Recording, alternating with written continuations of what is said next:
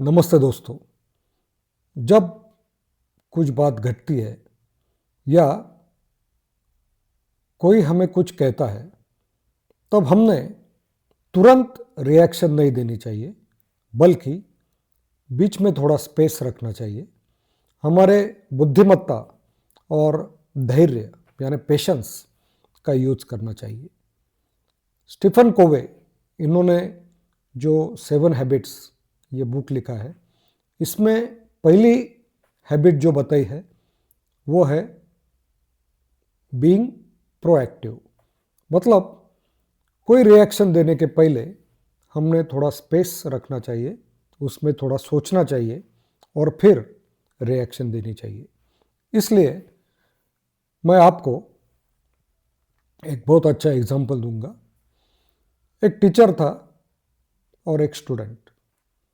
Student बहुत ही intelligent था, उसके पास बहुत नॉलेज था और वो उसकी हैबिट थी कि अगर उसे कोई कहे तो थोड़ा सोचकर फिर रिप्लाई देता था।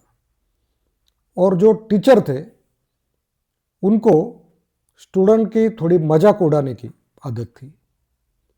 एक दिन वो टीचर और स्टूडेंट वो साथ में खाना खाने बैठे। मतलब टीचर खा रहे थे तो स्टूडेंट उनके बाजू में आके बैठ गया। तो टीचर ने उसे कहा कि अरे तुझे पता नहीं है कि सूअर और पंछी कभी साथ में खाना नहीं खाते। तो लड़के ने थोड़ा सोचा और फिर वो वहाँ से उठा और टीचर को बोला कि आपका कहना सही है, तो मैं अभी उड़ जाता हूँ। और जब उसने ये कहा तो वहाँ जो भी छात्र बैठे थे सब हंसने लगे और टीचर को गुस्सा आ गया। फिर दूसरे दिन टीचर ने जब सब क्लास में बैठे थे तब उस स्टूडेंट को उठाया और कहा कि अगर भगवान ने कहा कि तुझे ज्ञान चाहिए कि धन चाहिए, जो भी चाहिए तू ले ले, तो तू क्या लेगा? तो स्टूडेंट ने थोड़ा सोचा और कहा कि मैं धन लूँगा।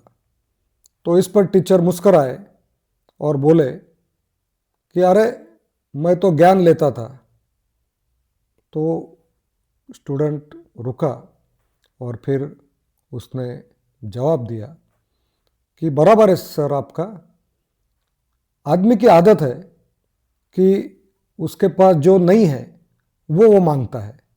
और इस पर वापस सभी बच्चे जोर से हंस गए और टीचर गुस्से से लाल हो गए। तीसरे दिन